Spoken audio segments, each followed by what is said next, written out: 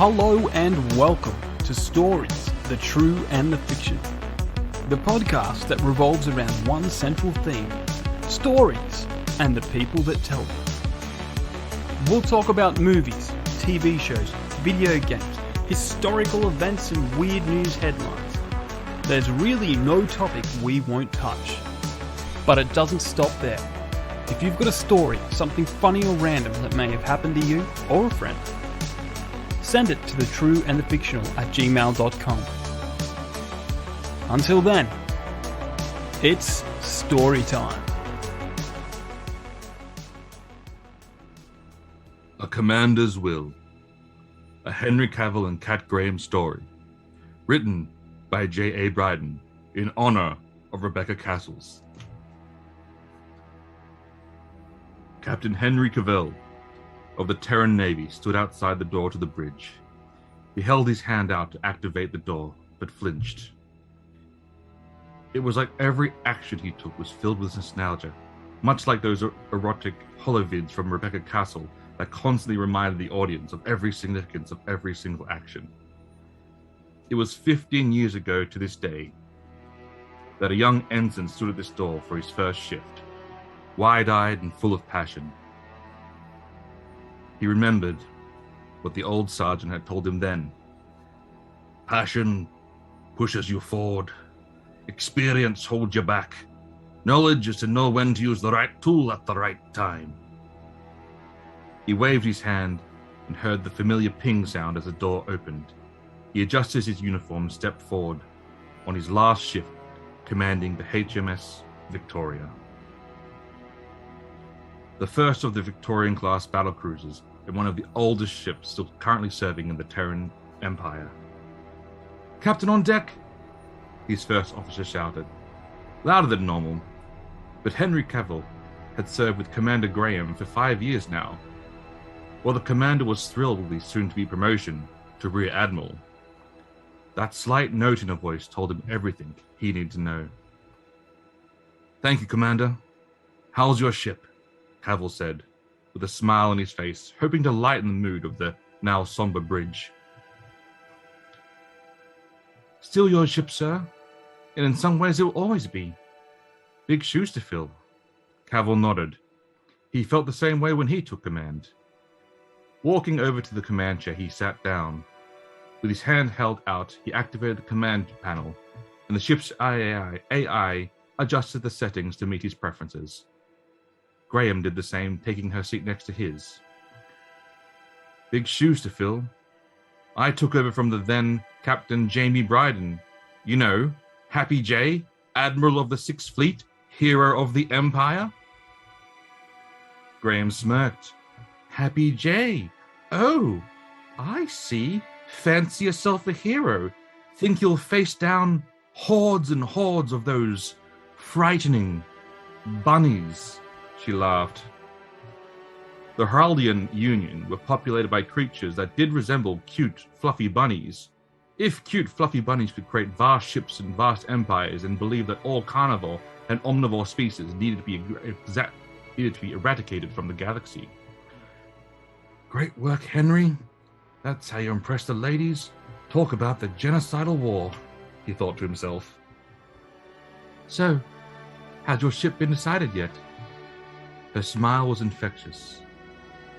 He had seen it every day for the last 5 years, and like the tale of the guiding North Star on the sacred earth, it was the one constant in his life, soon to be removed.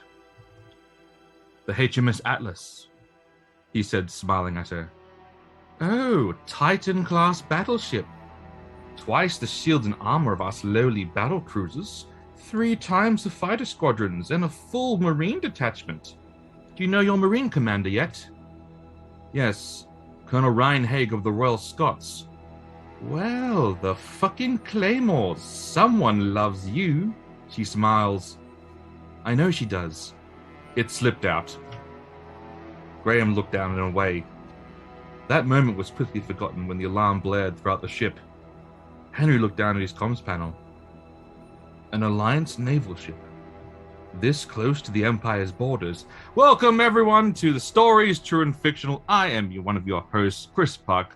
Welcome I hope you enjoyed the extract of the wonderful work from our amazing author, J.A. Bryden.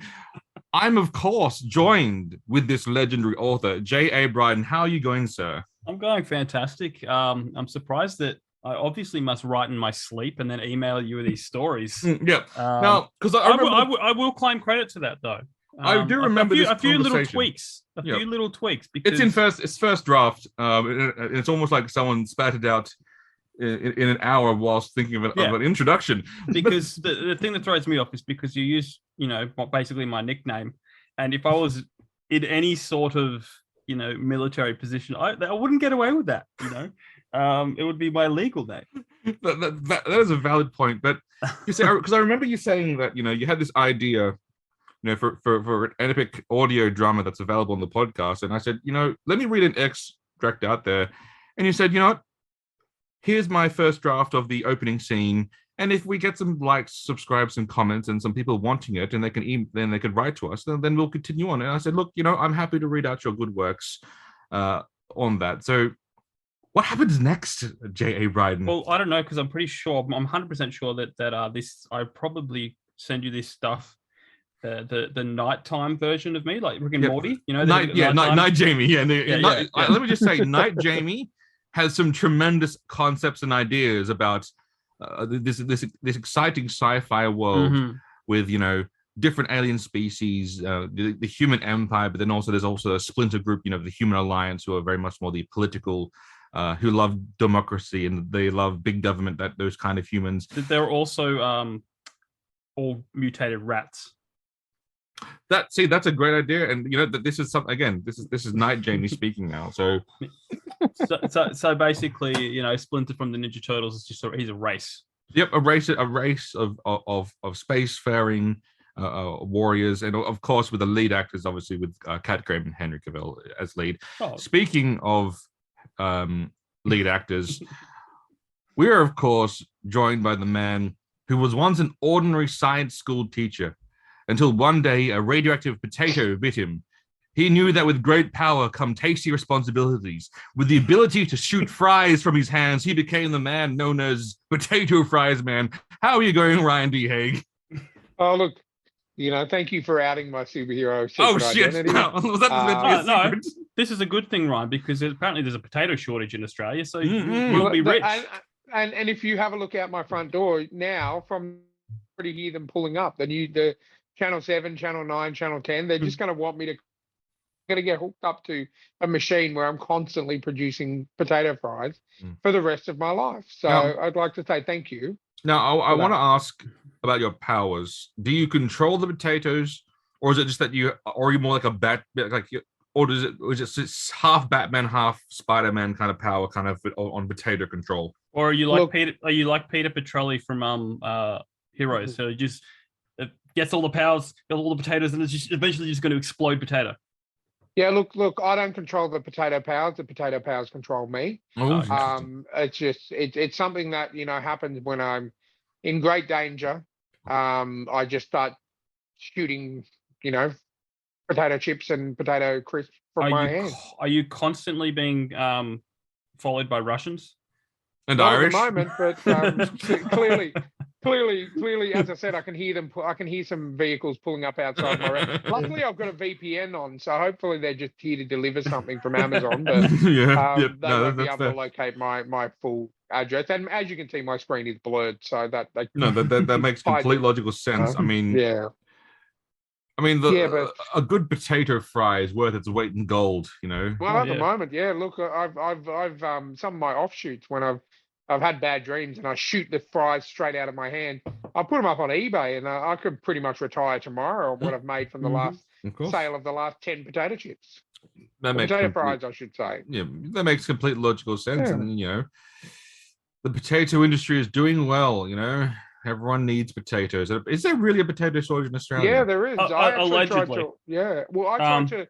We do our food shopping via Woolies just to get it delivered on the days that I work from home. And they had nothing, even from their distribution center at Bella Vista or wherever.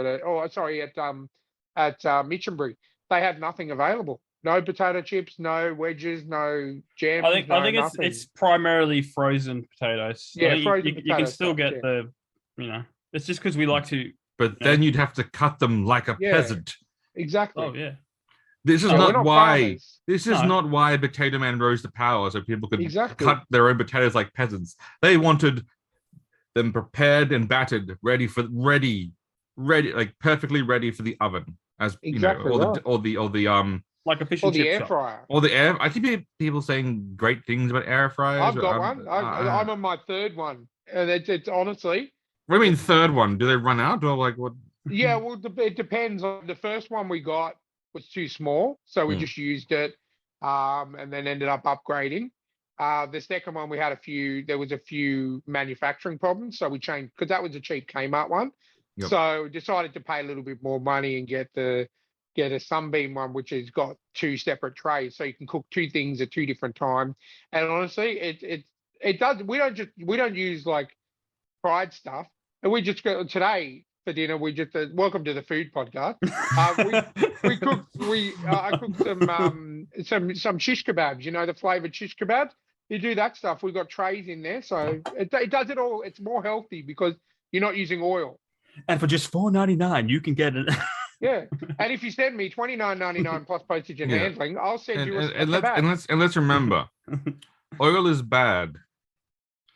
We made vegetable oil for cars and went, oh my God, look at the damage it's doing to our engines. You know what? Let's give it to people instead. Yeah, like we can't let them damage our beautiful engines. But people, no, that's fine. That's fine. Yeah. Well, isn't it the same with Coke? People like use Coke to, wash blood off the streets. Yeah. Yeah, like, honestly, it's probably one of the best investments ever. I mean, if you get a good one and you shell out a couple of $100 for it, and you make sure you clean it, that's the big thing. A lot of people out there, they just buy them and then let them. Well, don't bother cleaning it, and then we'll just throw it out and buy another one. But if you actually look after it. Much like anything, good yeah. maintenance of your equipment is very, very important. Speaking of good maintenance of our equipment, we are, of course, sponsored by Rebecca Cassells of the Rising Dawn series, available now on Amazon and Kindle, which is basically the same thing. I do understand that. Now, Jamie, are we still sponsored by Rebecca Cassells from Facebook on last episode? I've noticed we've still had downloads from the UK, where she's from. She hasn't said anything. She's in a good mood this week because she went to an award thing, and then she's obviously been blessed with being pregnant with another child. So maybe she hasn't had time to listen yet. So Rebecca Cassells. I can still accurately say right now we are still sponsored by Rebecca Cassells of the Rising Dawn series. If you want to support this podcast and support authors, if you enjoy basically listening to us, but if you want to just a really good book that if you're looking through the erotic fiction and you're going, what's a good book? But I also want to hear about the male perspective as well as the female perspective. I do recommend picking up Rebecca Cassells' Rising Dawn, available now on Amazon. Mm-hmm. Now, basically, if you want to describe it, it's like Teen Wolf with a hell of a lot more getting it on. Basically, Teen Wolf, yeah. So the director's cut. The director's cut. The director's cut. I'm talking about the Teen Wolf TV show, which was absolutely fantastic. Of course. Though, but I'm pretty sure that these werewolves in Rebecca Cassells' Rising Dawn series aren't anamorphic or whatever you call it. No. But but they're better. That's what I mean. It's a better version of Teen Wolf with a lot more getting it on. Yeah. Though I didn't mind the werewolf from Supernatural. No. That was pretty cool. I can't remember who was in it. But, well, clearly it was between seasons 1 and 5. But yeah, definitely, because I think it was like a season 4 or 5 episode. But yeah. All right, Jamie. Speaking of pointless and antidotal things, what have you been watching in this week in pop culture? I've been doing 3 things. Masturbating. Obviously. Wow. You brought that up again. Before. Obviously. And then masturbating. How does that refer to pop culture? He was masturbating over pop culture. Yeah, exactly. Masturbating over pop culture. Yep. Literally That's- over it in front of I, your lo- DVDs, I love the way you're trying to force this into something that fits. But Speaking of No. forcing things into something that fits. No. I don't even need to finish that joke to be like that joke delivers itself. That's And in your why, dirty minds, fill in the blanks. that's why you walk around just laughing randomly at things, right, Chris? Of course. No, You I've been were watching watching- something. I'm up to season 7 in Stargate, which means Excellent. I'm closing in on Atlantis. And Ooh, yes, yes. funny enough, I've watched a few episodes, but one of the last ones was with Todd the Wraith, who's also Alistair from Supernatural. Yep. That Christopher Heyerdahl, who was also in the very first episode opening of The Last of Us. He is a fantastic, underrated actor. And in this episode, he's a friendly little, oh, hello. Yeah, he's nice. He isn't all evil. Yeah, he has so much range. I love that guy. But no, the last 2 episodes I watched was the one with the actor that plays Yondu in Guardians of the Galaxy. Michael Rooker is he is in charge of a mining operation off-world, and they have some that's a good one. That's a good one. That's they a have good one. the trouble with some Locals. Yeah, and it was phenomenal because I don't know how much money they had for the budget of that episode, because that was a lot of Unis. That was a lot of suits. That was a lot of well-made prosthetics. Yeah. So that was fantastic. And then the one after it was polar opposite weird, the space race, where Carter has to... that is a weird episode. It's just like, where did this episode come from? You know? It's like, hey, Carter, we need you to come and help me on my ship win a space race. And you're just like, this is weird. But yeah, they've already started talking about Atlantis, so I'm getting excited about that. But I've also been watching Hawaii Five-0 on to season 2, and guess who just popped up? Who? The main, I can't remember her name, but she's in Lucifer. She's like the main girl. In Lucifer. Oh yes. I totally forget her name. Detective Decker. Yes, she's in it. Outstanding. Love her. You know what? I might have to go back to Hawaii Five-0 just for that. Yeah. I mean, Well, she's season 2, but also the girl that played Lady Deathstrike in the X-Men 2, she turned up in it. Do you remember an old show called Alison Mack or Alison Mack? Ali Mack, or briefly. Like a 90s show. She was also in 10 Things I Hate About You. Oh yeah. She pops up in it. But look, one thing I got to say about Hawaii Five-0 is the stunt work in this it's phenomenal. Like the tackles, the car chases, it's like Texas Ranger, but better. like Texas Ranger had insane stunt work and car chases and rarely gunfights. Like there's a lot of gunfights in Hawaii Five-0. But good. But I need to check it out. I remember watching like one season and then I don't know what I stopped, but then apparently there's like a million seasons. So like there's 10. It finished in 10 seasons. Yeah. I think you can get it on through one of the editions on Prime. I think I saw No, it's on regular Prime. I'm watching it on Prime. Oh, regular. Oh, there you go. Well, there you go. You know what? I have no excuse not. not to watch Grace Park because there's no. Oh, she's fantastic. There's never not an excuse to watch Grace Park. Honestly, they're my favorite characters, Grace Park and the dude from Lost. I can never get Daniel his name Kim. right. Daniel Kim, he's fantastic. And then all these people from Lost are turning up, like the wheelchair dude. Are you saying that Hawaii Five-0 has solved Lost, and that everyone's just turning up? No, it's just like the timeline is like, well, they're still on the island filming Lost. Do you want to come on this show? You want to come over for a few episodes of Hawaii Five-0? To be honest, the guy you're talking about, Howard, someone. He's a really great actor. He's been popping up on a lot of. Yeah, well, he's in Resident Alien as well. The only Howard that matters is Howard the Duck when he got on with Leah Thompson in that film. I think his name's he's got a French last name, but he was in a horror series I watched recently, which was amazing. So but the another thing I've been doing is I've been playing a lot of. I'm addicted to FIFA. I've never been this addicted because I went to manager mode because Chris is like, go manager mode. It's better. Yeah, manager mode's way better. It is better. And then I realized, like, I go to create new manager, and it's like create team, and I'm like, what? Oh my god! Now it's not as good as I think it was FIFA 2000 where you could make all your individual characters and players. And then like level 100. No, you can't cheat. Like, yes, you can't cheat. I know, right? Crazy. So I can make the team. I can name the team. I can make the logo, but they give you players essentially. Yeah. But then you can you can rename the players. So I've got a player called Tilk Chulak. Oh, nice. I did name the team Stargate United. Yes. And I intentionally made us a 1-star team, and we're starting at I think the bottom league. So like League 2 or whatever.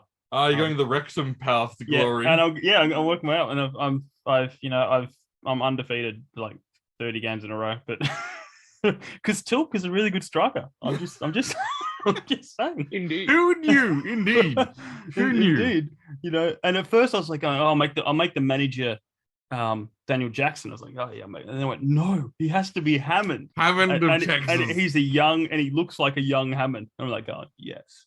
That's perfect. That is. But Stargate United is about to be promoted to League One. Oh shit! Okay. So I did spend way too much money. So probably like the Stargate program. I overspent my budget by a lot, but they're happy because I've won all these games. It's as long as you can win, it's fine. Yeah, and I'll be right. I've been approached. I've sold a goalkeeper for like $3 million or something.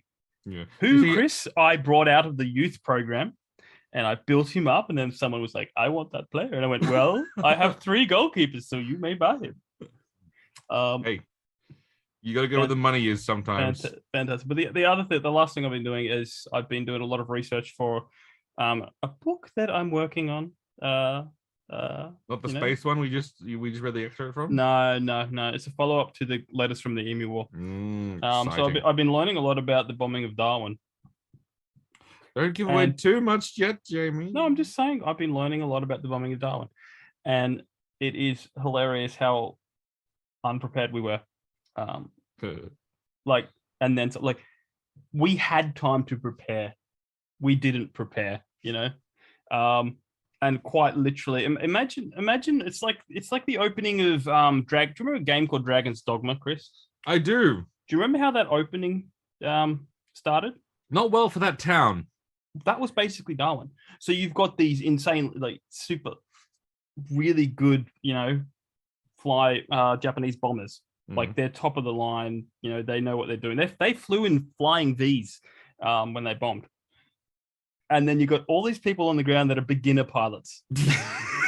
It's like everyone's a beginner. And, all the pros left about 20 minutes before the bombing started. Yep. Best to get out. Best to get out while you can. But the thing that impressed me, the one little bit of trivia I'll tell you. Do you remember the gun they used to try and kill 20,000 emus, Chris? Yes, the one where they failed miserably, yes. Yeah, the Lewis gun. Lewis gun, yes. The Lewis machine gun.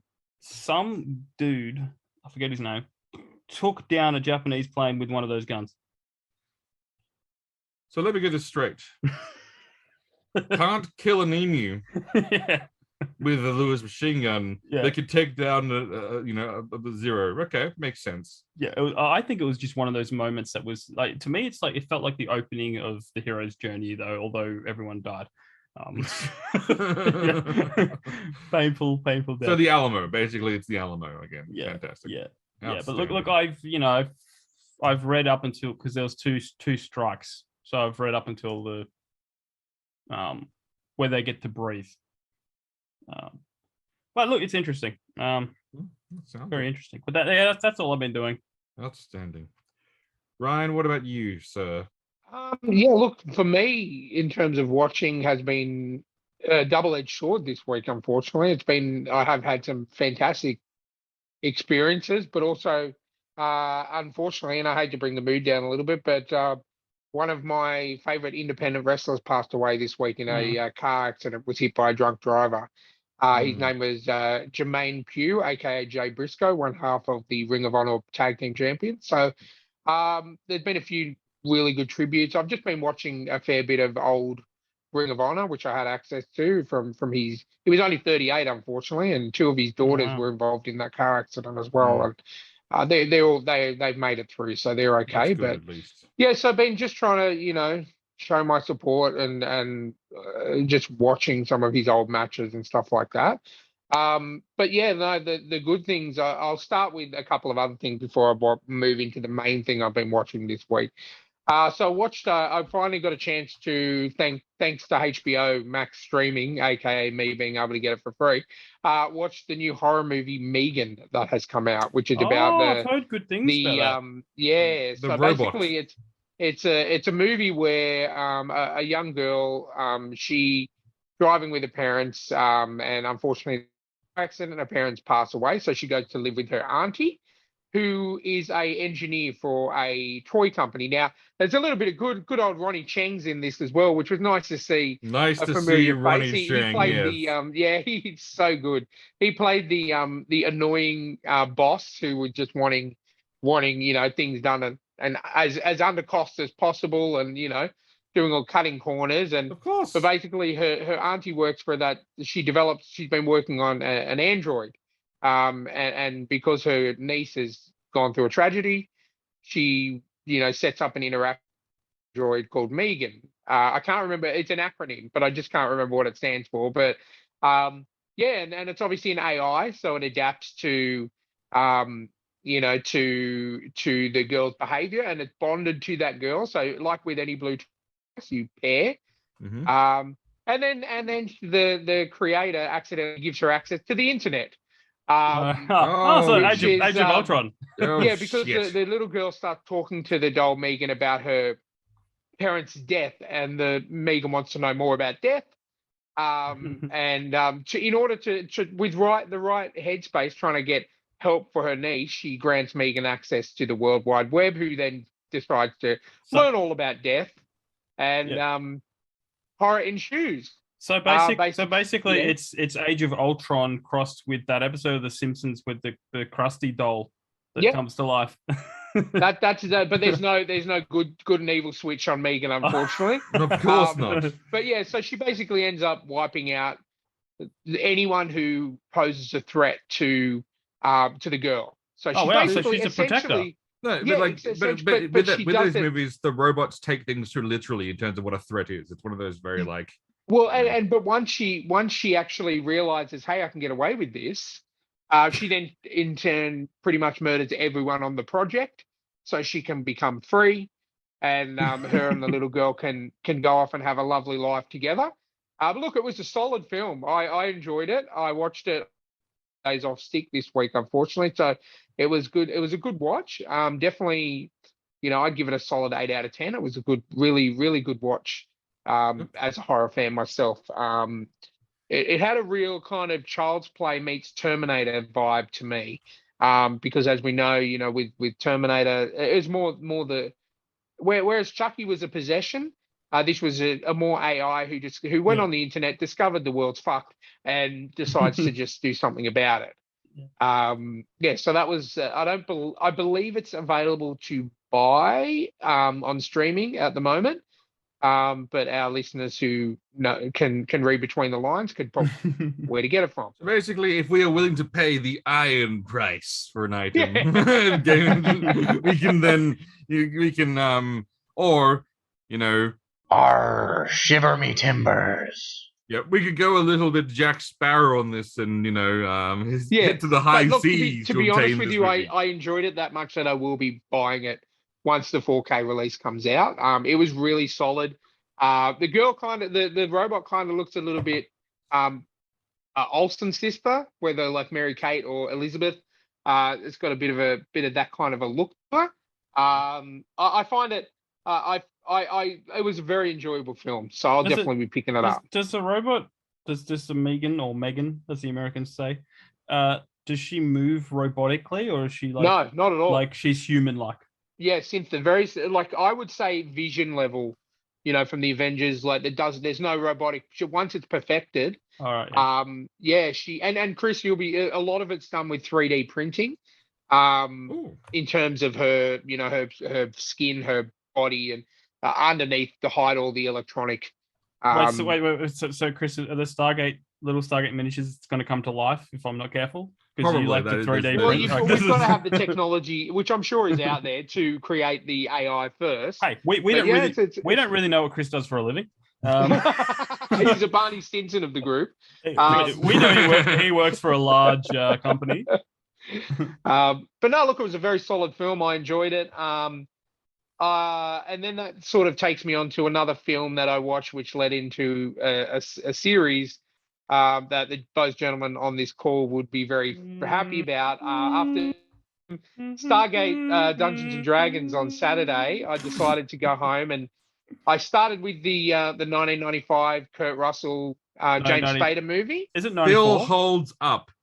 Oh, it's IMDb says 95, and it definitely does hold up. And I'm glad I watched it because of the the characters that follow over, like Kowalski. It is literally a direct sequel. Yeah, the series is a direct sequel to that movie, so it's kind of important that you watch it. Yeah. And I was Steph, my housemate, who loves Stargate. I was literally asking. She had to kept saying, "Just watch the first one. Just wait." Because I'm like, are they going to get Daniel Jackson back? Like, he's on the planet now. He's clearly hooking up with this chick. And what's going on? Like, and then obviously watching then we moved on to the series, starting with the two-part first episode. That good 90s shows, how they love to do the movie length finales and openers. Yeah. Starting with Children of the Gods, which I thought was a really good introduction, because with the movie, obviously I'm still learning the Stargate universe. So with the movie, we see they're talking about Ra and the soul going into a human, and obviously the Egyptian side of things. Yep. And then we're going straight into the show. Obviously, we first get to meet the Jafar. We had this conversation. The typical 90s TV show, quite gratuitous in certain scenes. They go in, we find out, and I will say this, I love Kurt Russell as an actor, but Richard Dean Anderson is in my mind, definitely a better Jack O'Neill after watching half of the first season so far. That's why he won awards too for that. Yeah, look, I feel more connected to Richard Dean Anderson's Jack O'Neill. As much as I would love to have James Spader on board for 10 seasons, I don't think that was a possibility. But Michael Shanks again it's pretty Michael much he's a really good Daniel Jackson as well. And yeah, so look, I'm up to I've just got the guide here. I'm up to episode 13. Episode 12, which is where we find out a bit about Teal'c's family and all that kind of thing. You're up to you're in for a treat. Yeah, so the last episode I watched was called The Torment of Tantalus, where they went back with the lady who was responsible with all the Stargate technology and partner, and they got stuck in the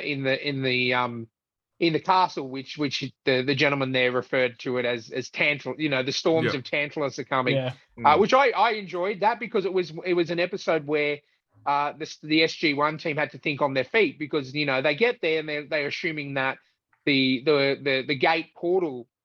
I'm not 100% sure on what that DHD? little round thing is called. Yeah, the DHD. Where they input the coordinates is going to be fine, and then they get there and they see it's completely smashed. So. While Daniel Jackson is orgasming all over the knowledge room, all over the science, you've got what's the lady's name? The Sam Carter.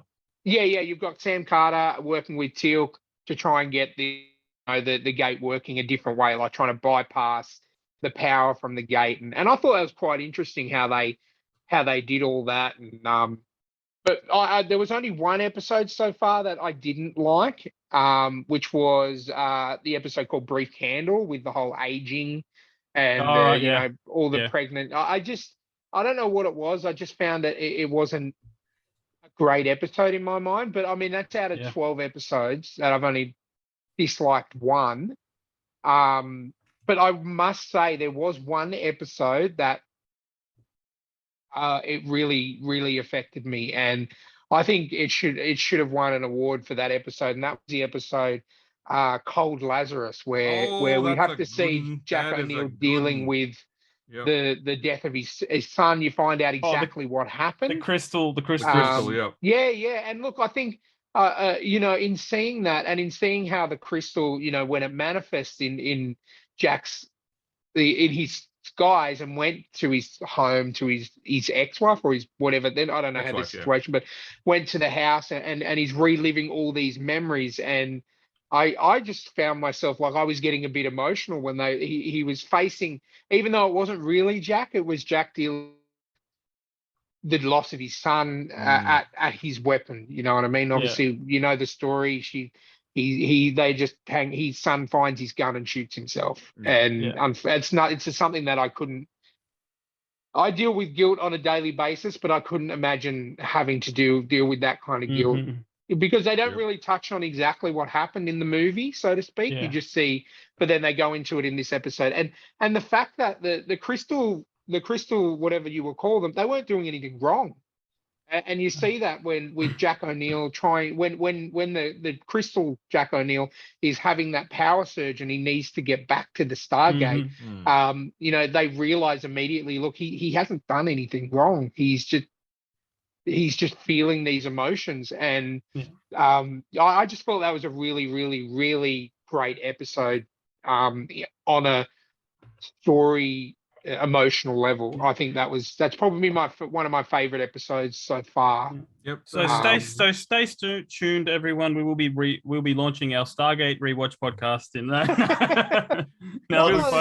This is my first experience, so obviously wanted to do some more, to watch through this so I can understand the D&D a little bit better, because I hate not knowing shit, and I hate because I'm normally the one who's like, this time, Jamie and Michael were having verbal orgasms when I was like, "Oh yeah, who's this again?" You know what I mean? So, when does Master Braytak come into it in the series? I haven't gotten there yet. He's literally on that episode 12. He's literally the next episode, but judging by the synopsis, it just says when Teal'c joined the SG-1 team, he said about leaving a family on his home planet. Tulak, he feared his loyalty would be doubted. Yeah, and I will say one thing about and obviously watching the Thor's Hammer episode, the whole learning about the Goa'uld inside, and how the hammer affects that as well. Was really good as well. And Teal'c willing to just say, look, I'm gonna have to. I don't have a choice. I've got this thing inside me. Exactly, yeah. Yeah, and I thought that was quite good. Also just in a couple of the other episodes, there was Mongolians get a bit of a representation early on. I think in episode 4, where they go to a planet, and it was great to see Shang Tsung getting some work outside of Mortal Kombat. Exactly. Opposing Warlord. I looked at it. And I heard Steph humming something, and I'm like, geez, that sounds like Mortal Kombat. And then he shows up, and I'm like, there you go, Mr. Shang Tsung. Yeah. Getting a bit of work. He's in Hawaii 5-0 as well. And wasn't he in The Phantom? Oh, look, he'd been around that time period between the 90s and the early 2000s. I think he was in a lot. That was the 90s. That was probably all the Asian actors they could find in literally that was like all of them. There were a few familiar faces. I'm like, that was literally they went like, where are the 10 of them? I don't know. Here are they. Let's get all 10. I don't know why they could go to Jackie Chan and hire his stunt crew. Because all the thugs in every Jackie Chan movie are played by the same guys. But also even the episode with the fairies, there was a little bit of a couple. Exactly. So they, I really enjoyed that episode, and obviously that called back to the season premiere with the Goa'uld, and I always forget the lead Goa'uld, the Golden Goa'uld's name. Apophis. Yes, that's right, because obviously Teal'c is just.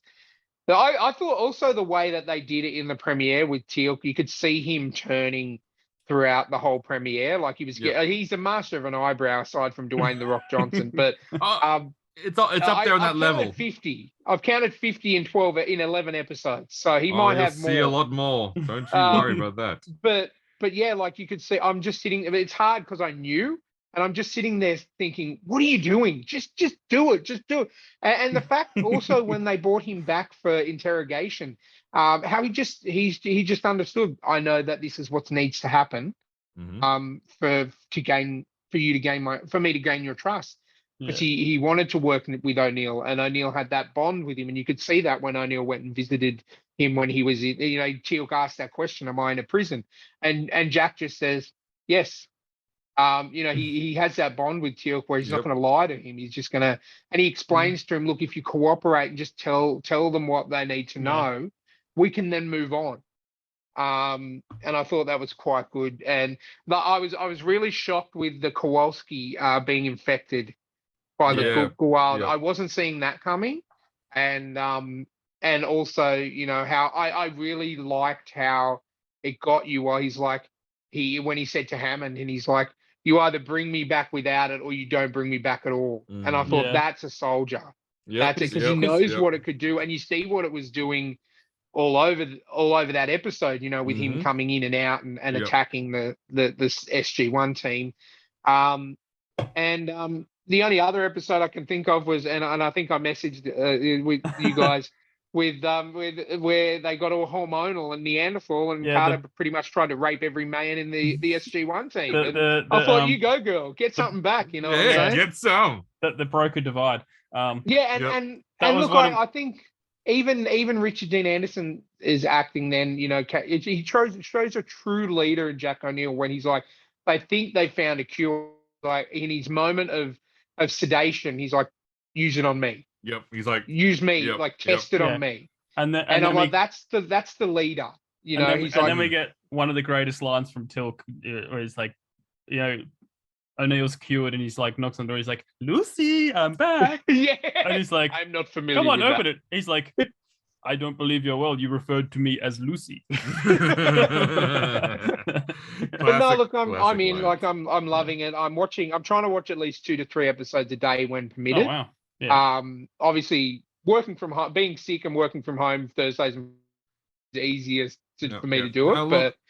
I think you should watch every single episode. But if some episodes tickle your fancy, you can do basically what I like to call the canon watch through, where you basically skip every single filler episode and just stick to the major storylines. But then you miss some solid fillers. But then clearly you don't know me, because I can't do that. I cannot. It is not in my DNA. And you know what? I will say one thing, and I know this is not great for the listeners because they weren't there, but I've just, in watching this, in not watching Stargate at all before our campaign, how much I modeled my character on Daniel Jackson without even knowing who Daniel Jackson was. No, you're watching this, I'm like, holy shit. You're a Daniel Jackson-esque. Yeah. It's beautiful. It's like some of the moments you had, I was like going, mwah, that's just... I literally, from a movie that I watched once 10 years ago, I had no, like I said to Chris, and I said, I haven't watched any. And he's like, don't watch any yet, because I want someone to come into it. Yep, completely blind. And it's great. And look, honestly, it got me to watch it. And as I said, we're watching a couple episodes a day minimum. Yeah. Really enjoying it. And I know I've got a lot more things to come. And I'm looking forward to it. So I finally can say the words that I do enjoy Stargate. And now I understand why you guys hum the theme all the time while we're playing, because it literally plays for 90% of the TV show while it's on. As Steph said, they've got 4 songs that they use throughout the whole season on repeat. But as in the first 11 episodes is in different tempos and different speeds. And yes, so I understand. And how does the episode end? So yes, I'm enjoying Stargate. As I said, look, look, I would be watching more if the landscapes didn't look exactly the same every time they go through the Stargate. I think I'd be able to watch like 5 or 6 a day, but I need to do that. And I understand why, because we are in the late 90s. I understand that it's not feasible to pack up a Stargate and move it. Exactly. So I'm suspending my disbelief in that. They explained it very clearly in the show that they'll find that the Goa'uld found pleasant worlds for themselves to grow. Like So there are harsher worlds in the universe, but the planets they go to have stargates, which means they are suitable for human life. And the Goulds basically, the Goulds and also the original Gate builders picked planets that were basically, good, like you had trees and forests and like could sustain life. Yeah. So it makes sense that they would be generally, and as I said, there's like thousands of stargates all throughout the Milky Way galaxy. Mm-hmm.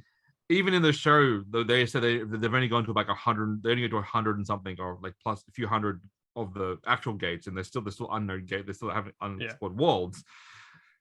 There, but I know in your mind you're saying, "Hey, that's a part of Canada. That's a part of Canada. That's a part of Canada." But it's one of those things. It's not enough to stop me from watching it. I just but just in saying that, going back to it, I really like the way they've explained it. How the the different races on different planets are very similar to humans in terms of they came to this the Goa'uld or whoever came to this planet a very, very long time ago, took them all, and best parts in their opinion, and then modeled and then populated the other planets with. I think that's a really good way to explain it. Posed it as their gods, and that's and you get more of that as we go down. Obviously, first season, is Apophis, but then you see other gods from other sort of cultures popping up, which is good, and well worth the watch. Welcome to the Stargate podcast once again.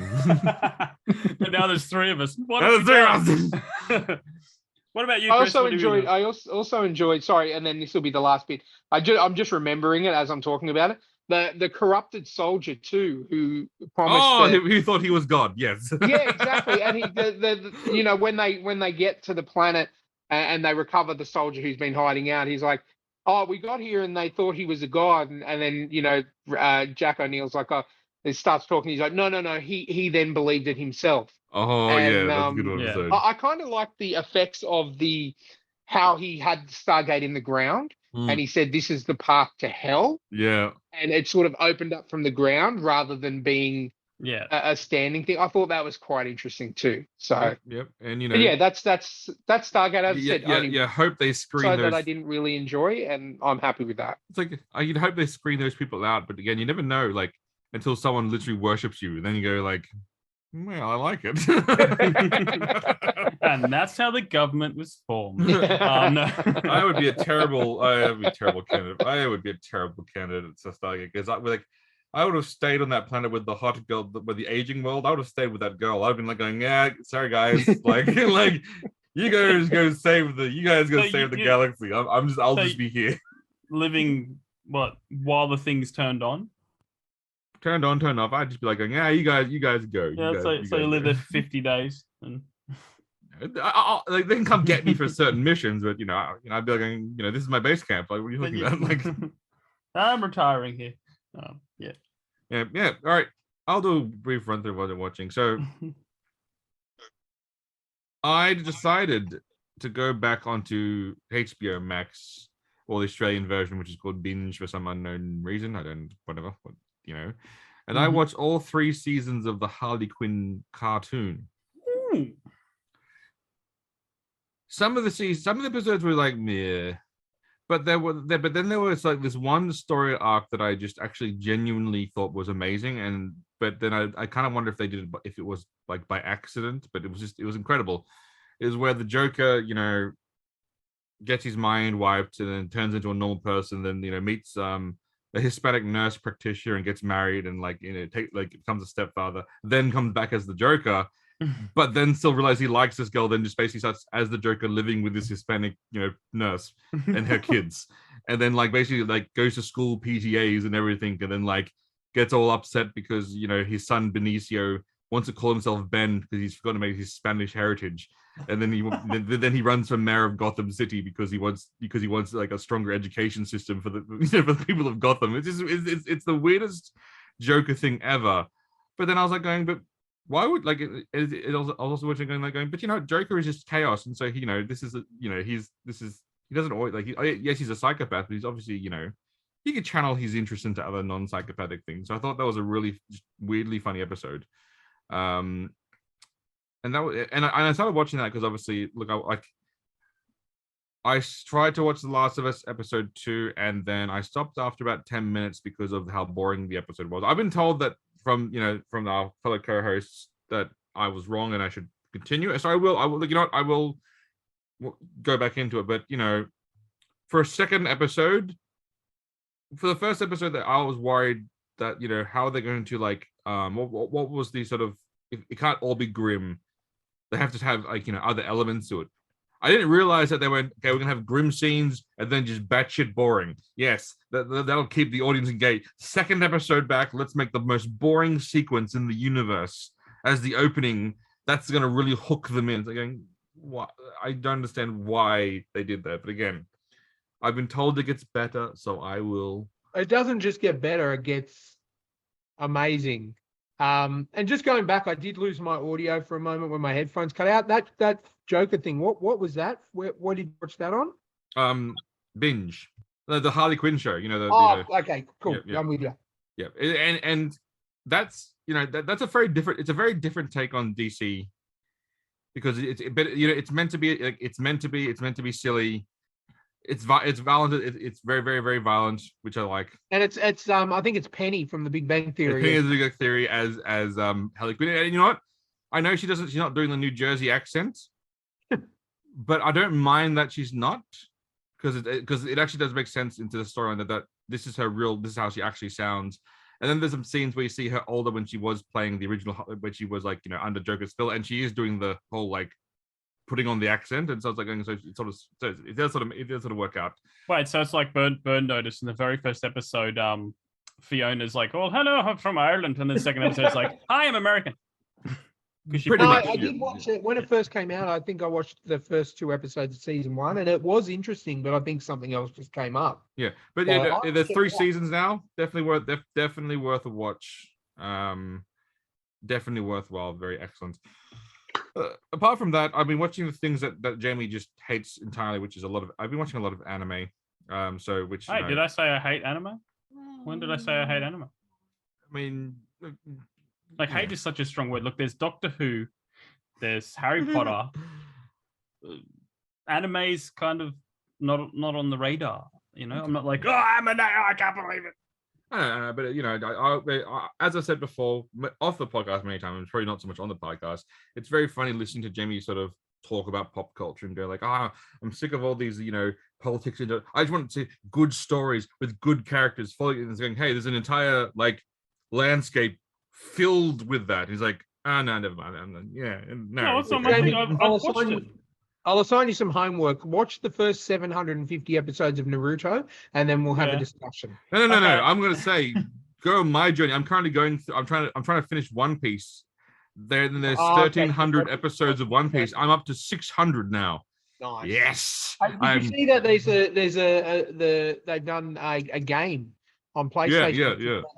I've been waiting to see someone on my YouTube, the YouTube I watch play it, but I haven't seen any yet. But I think the game's based on some of these, starting about the episode 700, so you have to sort of really be into the knowledge.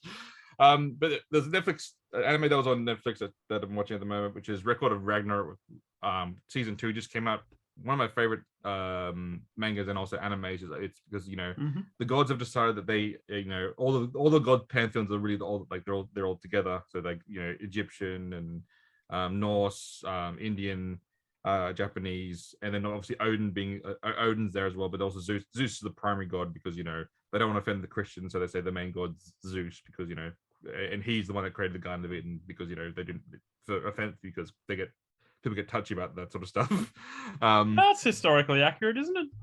Of course it is, but they would have done it historically accurate. But even the Japanese know that Christians get a little touchy about that sort of stuff because the whole thing is about fighting the gods. And so basically, the gods decide they take a vote and they want to wipe out humanity because they realize that humanity is spoilt, stupid, and it was a waste of time. Then the Valkyries decide that they're going to call on the Ragnarok tournament, where they get to pick. I think it's they get the gods pick a number of fighters. And then they get to pick historical fight. Basically, they go back to all of history and find the best humans. So their rosters Lu Bu from China, Jack the Ripper, Leonidas, all these Nikola Tesla, but because it's anime, they all have amazing abilities, because the whole thing is like originally the gods are laughing, going, "Oh, gods can't humans can't hurt us," and then all of a sudden these human weapons are hurting us, and then all the Valkyries go going, "Yeah, because we did Volungar, which basically we turn the 13 Valkyries turn into a weapon for the humans so that they can actually fight on a level playing field," and the gods are going, "Oh shit, we could lose this one." And it's just that if you love battle anime, it's 4 episodes is one battle. And speaking of that, I love battle anime. Demon Slayer being the greatest one, where it's going, there's 13 episodes. There's 6 that's like a setup, and then there's the rest of them 6 episodes more of the entire battle playing out. And then I realized, and there's so much storytelling in that battle. Then I realized, why haven't Star Wars taken this? That Star Wars are trying to do television right now, and you're not telling me you couldn't do a Jedi story where, sure, you have a couple of episodes of story, then watching a rich and emotional Jedi versus Sith battle over 3 or 4 episodes where we have to cut short, the fight sequences. I'm going, come on, Star Wars. There are 1,300 One Piece episodes. There are 700 Naruto episodes. There's 700 Dragon Ball Z episodes. There is now 500 Bleach episodes. Demon Slayer, a battle anime, is one of the most popular merchandising franchises at the moment, across all pop culture. People like watching battle anime. Let's bring that into Star Wars. I think actually that'll be actually quite why? good. Because you want a 700 episode series or something. Well, yeah, obviously I do. Of Luke's Academy. Yeah. Yes, of course I would want fucking 700 episodes of Luke's Academy. But their fight scenes in Star Wars are always 10 minutes tops. It's no. Be like the Mugen Train movie where it's an hour and 40 minutes. It's half of this is a fight, one fight, and you're just literally on the edge of the seat the entire time. So which of the anime streaming services was that show on, Chris? Is it Crunchyroll or Anime Lab? A Record of Ragnarok. Yeah. Oh, that's actually on Netflix because it's. It's on Netflix. Oh, yeah, awesome. I just had my phone up with both apps ready to install to watch it, and now I don't have to worry because I already have Netflix. But no, because there's 2 seasons now. So there's the first. So season 1 just passed. They've done the thing I hate the most about Netflix. I want to punch them, where they go, the first part of season 2, which is 10 episodes, and so there's a 10 episodes part 2 coming, and that's got some of the fights I'm really looking forward to seeing. But so basically of the seasons right now, of the 2 seasons I have right now, that's 4 fights. Mm-hmm. So 20 episodes over 4 fights. It's Ryan. I think this is your kind of that's why I'm going to my tablet right now to add it to my list. So that's definitely worth watching. Jamie, I know that you can't stand, but Jamie, there is a dubbed version, so they do speak in English. So that I know. Look, I'm looking forward to a subtitled movie this year. Okay, Jamie, let me just say this one thing. If you've never wondered what would happen if Hercules fought Jack the Ripper, yeah, what? then this show's for you, because that fight alone is worth the price of admission. Hercules versus Jack the Ripper. Yes, and there are other crazier fights coming up with Nikola Tesla in the anime and other crazy things like that. So flipping goodness. So again, yeah, you got to check this shit out. I can't even wrap my head around that. I know, it's so awesome. It's officially on my list right now. Outstanding. You'll love this one. That's a good one. That's a good one. Awesome. Oh my god. So Jamie's still trying to wrap his head around. I'm trying to think of weird battles. Yep. No, I can't. Yeah, no, but they have some other really, really cool ones sort of as well. But I won't spoil them because I know. So anyway, that is basically in terms of gaming. I would love to play the new Fire Emblem game that came out, but since my wife's Switch died, she's sort of commandeered my Switch as her own. Apparently, it's that's Fire Emblem Engage. Apparently it's got some pretty damn impressive reviews. Yeah, so I'm really looking forward to that. So I just need to basically steal my Switch back off my wife, and But she sleeps with it under a pillow, doesn't she? Yes, and she played the last Switch so much it died. It literally died because of how much she played it. Like so, Because But that's what she does for a living, right? yes, she plays Switch for a living. Yes. Well, correct. also for nostalgia with the Switch, GoldenEye remastered got dropped today Ah, on the Switch. It's on Switch and Xbox only. oh So, man, That's a good nostalgia. that's a good game. You know what I mean? Like, I spent many afternoons after school on GoldenEye. Everybody did. The old school Everyone did. for switched. No, well, I know PlayStation people. 4. My acquaintances at school used to link Xboxes, Yeah. link Nintendo 64s, Nintendos, yeah. multiple TVs, multiple. Yep. Uh, No, so that apparently that was a surprise. That literally got announced 2 days ago. Hey, it's going to be on Switch and Xbox in 2 days today. So that's another reason to get the Switches out again. Yep. there you go. But yeah, I'll throw my hat in the ring in terms of amazing games, because I got an from Stephanie in The Last of Us Part 1 remastered PlayStation 5. Nice. That is beautiful. That Now- I've logged about 10 hours already in the last couple of days. So my question on that one is, so I've played it on PS3 originally, and my job was the greatest mass murder of all time, always be crafting. I had no qualms killing all the doctors, even the ones I didn't have to kill. I still absolutely killed them. And I played it on PS4 when it came out because it looked very much better. But I mean, compared to PS4, and what is it like on PS5? Is it like, what's the difference? They basically remade the game on PS5 with PS5 engine. It wasn't just a simple let's run the remaster filter over it. They literally remade the whole game. So it's worthwhile, you're saying? Oh, I played the trial before I got this because I wanted to. It's a hefty price tag. It's $124 at the moment. And but to me, it's been worth it. I've clocked, even with God of War Ragnarok, I don't think I've played a game for this long in terms of like long sessions. Because I've been crook, I've had 4-hour sessions, and it's just because I am a completionist, so I'm trying to get 100% on this. So I'm trying to find all the collectibles, all the Firefly necklaces, all that kind of stuff. But seriously, the rooftop scene, after you go through the government, I just sat there and just rotated the camera, it is, you can see like the windows on the buildings 5 kilometers down the road. It looks beautiful. Like, it really does. And I'm enjoying it. Like I played it on, as same as you, Chris. I played it on the PS3.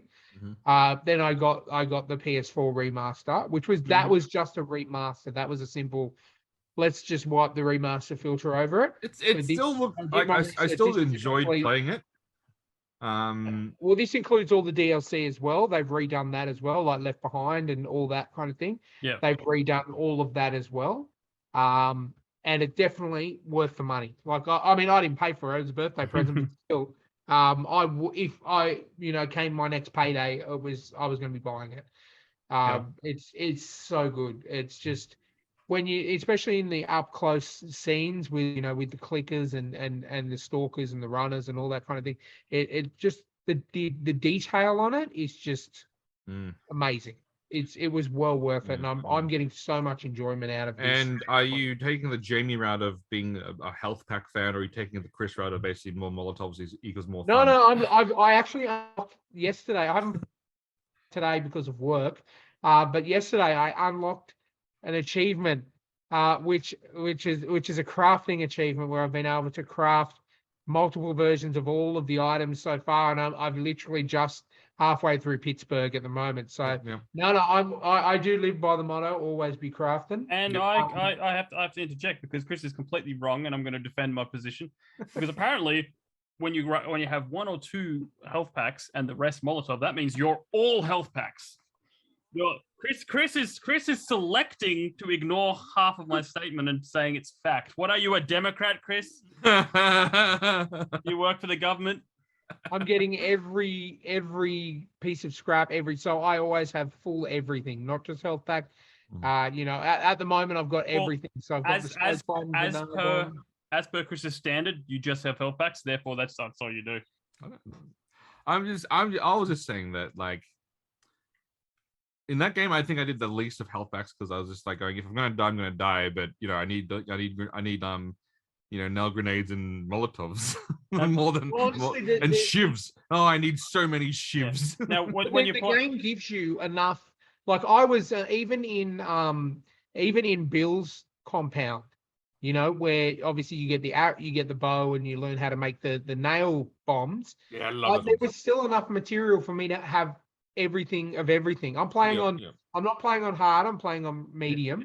But on the hardest setting, there's no point in having health packs because it's like one hit dead. Yeah. So on the hardest settings, you can just basically go shivs, Molotovs, nail grenades, and just the shivs are a must-have for the resource rooms because you know you could use one shiv and then go in the room and have enough to bring you back all the way up to 3 shivs again. Always be crafted. Always be crafted. But what I've found is there's more. I've found that there's more on medium. There's more scrap and materials than there is items that will give you health back, like you know the food and stuff. Yeah. So that's why I'll always have max of everything. And the only setting I haven't played it on is the one life setting. Like you die, it's over. Oh, permadeath. Yeah. There's no way I was putting that on. No, I don't think I don't. No, because I'm getting pretty good at this, but I've still died at least 4 times. Yeah. Where I'm at the moment, and it's just plainly and simply because of you know sometimes the clickers they're one hit death. You know if you don't have a shiv, they get you and you're gone. You know what I mean? And there's I'm pretty sure I've died 4 times, so there's no way. Just on the Last of Us and just obviously the news and things where there's a million articles come out saying this is the greatest video game adaptation of all time. Blah blah blah blah. Someone made a comment that I thought was very interesting to say, and then I realized I'm going, holy fucking shit, you're right. The people saying like The Last of Us is a great time, then people said what? So Netflix's Castlevania, Arcane, and Cyberpunk don't count as great video game adaptations. I was going, you're right. Castlevania was the 4 seasons of absolute fucking amazing, like spot on, like perfect. Yeah, but I think it's they're talking live action. Yeah, you see, that's not like the reason why I think that's not a good distinction is because they've still taken the story of a video game and put it into episodes, which is the whole point. Yeah, but people don't think like that. They don't think cartoons. That doesn't count, and that's probably why, because an animated Last of Us would be pretty awesome. You know, it'd be great. It would be fantastic. You know, so again, Sonic the Hedgehog, they animated him very well. After people complained and redid it, but like I kind of get why cartoons would work better. You see? Oh yeah, no, I'm on board 100% for Castlevania because that is a masterpiece. Yeah, that is just like growing up with those games, like growing up with the final Belmont's final fight in that game basically was the most mind-blowing fight. That was just watching that again. Battle, I love it. Like, yeah, you know me. I love a good battle anime, and this is basically giving me my fix of like amazing fight scenes. I'm like, oh my god. Castlevania. I haven't played. Like, what's Arcane? Which game is that based on? That's based on League. Like, honestly, that one is the most impressive because League of Legends story is weird, and it's basically this like it's a rush game, and so it's like how's there a story? But then they've turned it into this really amazing, a really amazing TV series. I've heard that show is fantastic. Fantastic. Because I don't play those kind of games. But even if you don't play those games, just the show itself is just fantastic. It's just like because if you like into the Spider-Man, that kind of like Spider-Verse like animation style. They've used that animation style to like they're very similar to that. Which is good. But another great, while we're talking anime, I started watching Vox Machina for the first time on. Oh, that's a great series. That's a really good show. I'm up to season 2, and like there was an episode that just like they did the first 3, and then once the first 3 ended, I was like going, "You fucking assholes." So this would be a good one for you, Jay. It's based on the Critical Role podcast. Dungeons and Dragons. It's literally a Dungeons and Dragons anime. It's got two They've seasons taken, out at the moment. On Prime. yeah. So yeah, Critical had 2 series, and I hope they do the other one, which is Mighty Nine. So I hope we get, because that's the one I like better. I like the cast better for that Well, one. I'm glad they did it because I tried to sit through a Critical Role podcast and I cannot. They're it's so hard. wooden heavy. Yeah. It's not funny. Like if you go from listening to something like the Adventure Zone, which is the Adventure Zone are more like us, focus on story and epic Critical battles. Role are rules people. They are like they are meticulous with the rules to the point of like you'll hear them go, hold on, and they'll pull out the rule books and they'll start. And it's each podcast is 4 hours long minimum. yeah, because they're litigious rules Nazis. And look. So now that there's an alternative, there's a way I can enjoy this because their stories are amazing. Don't get me wrong, like they really are. But I just don't have 25 hours to listen to 6 episodes. Now that I have Vox Machina and I started watching, I'm actually really enjoying it. I think it's a great series. And you know, I hope they get. I hope it's been successful enough that they will do some of the other ones that have done. So then because Vox Machina was just one of their many campaigns. Yeah, Vox Machina, Mighty Nine, and there's another one that did. But those are the 2 ones that people know, but like they're the big ones. Because I think they did comics as well. They worked with Dark Horse for a little bit, I think. There's a Vox Machina, came out as a graphic novel. The Adventure Zone guys are doing graphic novels as well, because some of them write for Marvel, which is fantastic. So their graphic novels are amazing. I just wish they'd adapt them into an anime. But yeah, if I honestly think if you ever wanted to get started, Jamie, Vox Machina it's just high fantasy. You know what I mean? Mm-hmm. He says. Okay. One day you got me into Stargate. If you can get me into Stargate, we can get you into anime. But the point again, Ryan, we've done the Jamie mistake where we've told him it's good.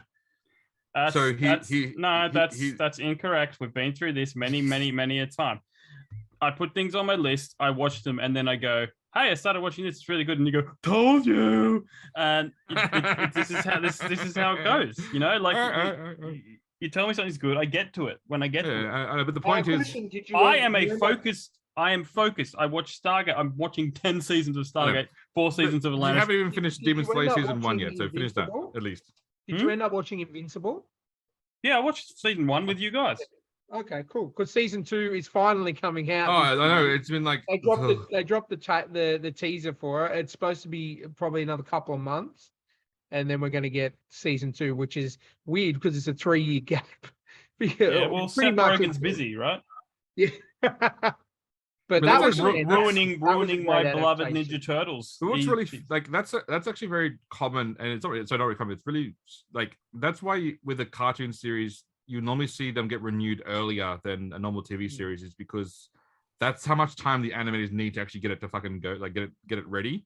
That's why you'll see like in the anime world, you sometimes like unless it's like Naruto or something, you'll see sometimes a 2-year gap between things because it just takes them that long to sort of like animate it. You mean the voices, and then release it? They couldn't do the Samurai Pizza Cats thing, where how the Japanese version and the Western version is completely different. Well, no, that was the American market buying animations from Japan, then just changing them completely into random crap. But that's how they did it back in those days. You know, it was same with a lot of things. You know, they just shat all over it. Essentially. I know And but now we live in a time where we can enjoy, with technology, with Crunchyroll and Anime Lab, I mean, every anime is not for me, but I've was like, I remember when I first started hanging out with you guys, Chris got me into My Hero Academia, and I watched that regularly in terms of rewatch and stuff like that. That's the one. That's Fairy Tail. I absolutely love Fairy Tail. I can't remember the name of the one that you made me watch. That I'm still waiting on another season. The one with the skeleton. Oh shit! It's on the tip of my tongue, but it's one where it's very deep. I'll think of it later, but it's you've got me into a fair few, and then Castlevania, I cannot fault Castlevania. It's perfect. There is not one, and the only thing I will say is it's too damn short. You mean it doesn't have 1,300 episodes? No, it's a Western. And to their credit, they tried to basically do it as a Western production using Western animators and things. and rightly or wrongly, like Castlevania to do, I think they to do like a 10-episode thing on a Western animated thing is like $2 million plus, like to do that. Yeah.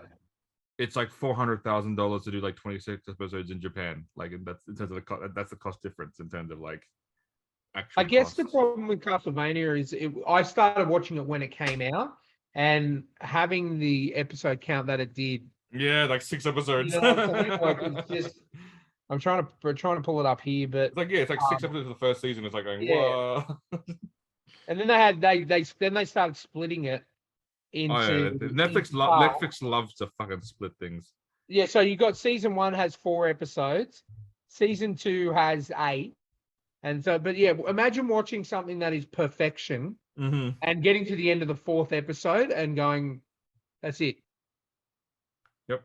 You know what I mean? And then yeah, so again, I'm surprised Netflix hasn't cancelled it, because the other day they don't cancel anything that's successful.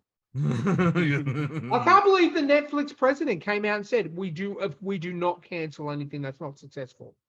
You cancel things all the time that are successful. That's kind of your business model. Make successful show, cancel it. Yeah, exactly. 100%. Unless by his definition, success means low ratings. Yeah. No one watching.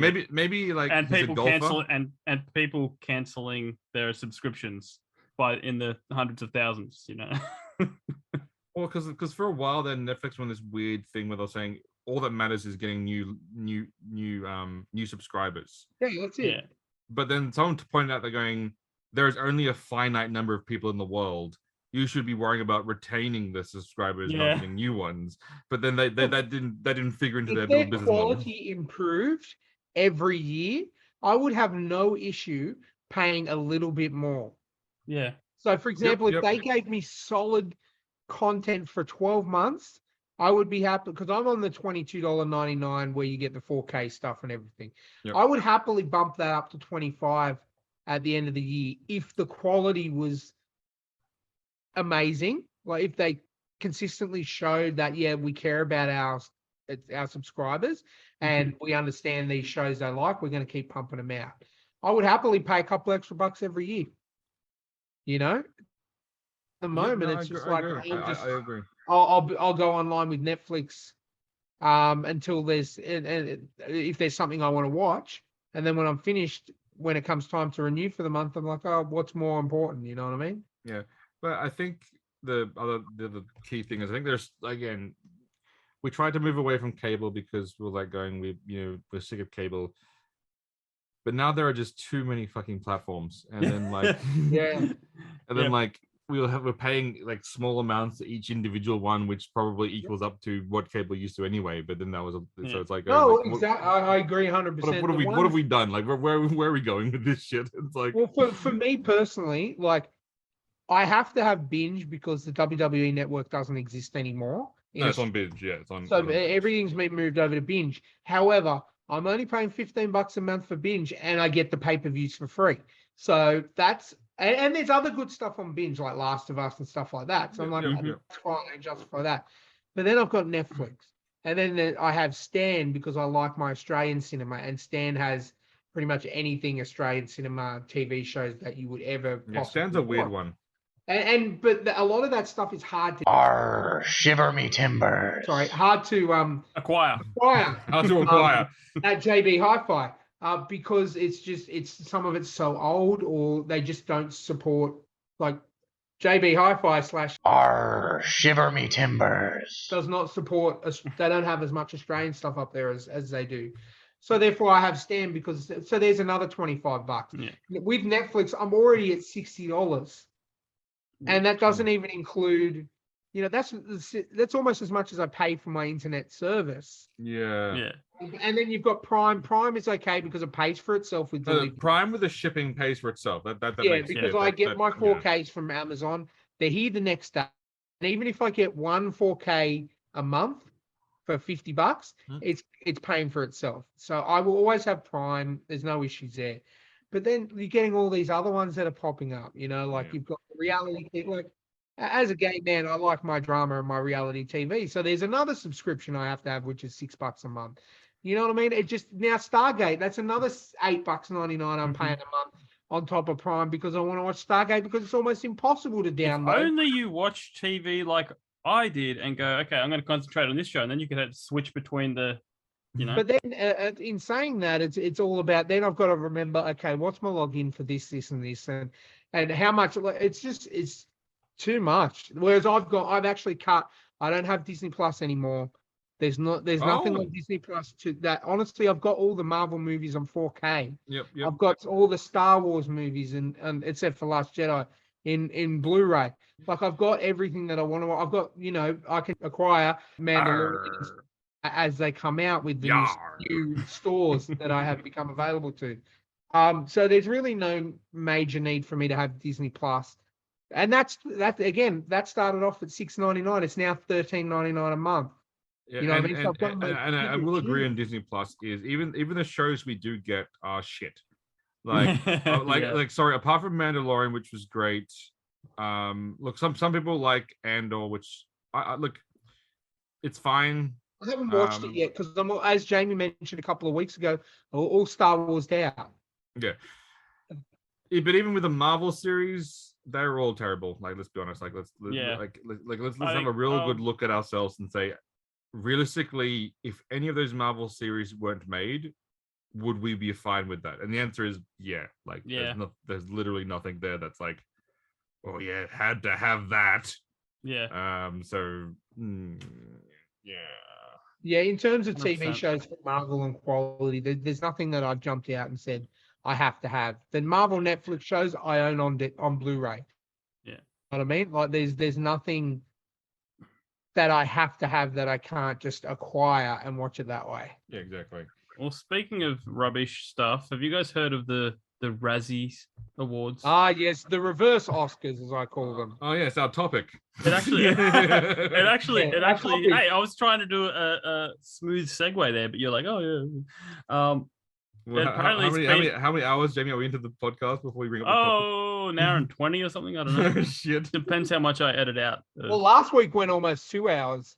Yeah. I noticed that when I downloaded it. So yes. So apparently the Razzie started in before we were born. Maybe when Ryan was born, 1981. Yeah, no, I'm not that old. Thank you. 1982 is me. So, were you crying back then, Ryan? Was that what started the Because I was a Razzies? baby. Yeah, possibly. yeah. But I figured because the awards are out in March this year, and they just announced the nominations. So some of them I know, some of them I don't. So I'm just gonna have a read. If there's any that we recognise, we can have a bit of a chat. Let's go worst picture first. Okay, 43rd annual Golden Raspberry nominations for worst picture. There is Blonde, which apparently is a Marilyn Monroe. Yeah, I haven't watched it because I've heard that it's horrible.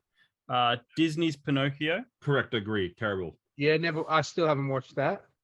Good Morning, spelt MOUR. The other. Actually, I haven't heard of that. King's Daughter, which apparently like some fantasy about a mermaid or something.